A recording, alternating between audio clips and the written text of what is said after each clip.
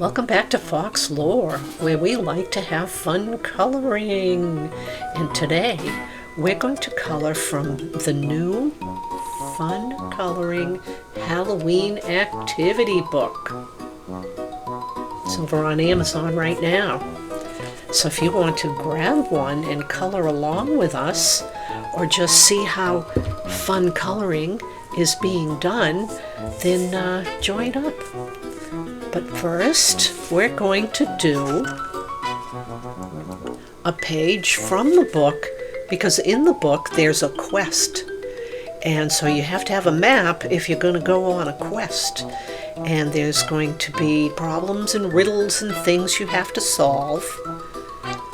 So if you color all 4 of the pages, it's going to create one big ancient looking map, and you'll be able to cut it out and tape it together and put it up on your wall. It'll look awesome. You're going to be on a big adventure. So what we're going to do with this is I'm going to color and speed up the video so that you'll see with the colors that I'm using how to make it look ancient, because this is an ancient quest that you're on, and a little bit spooky because it is Haunted Hollow. So let's get started.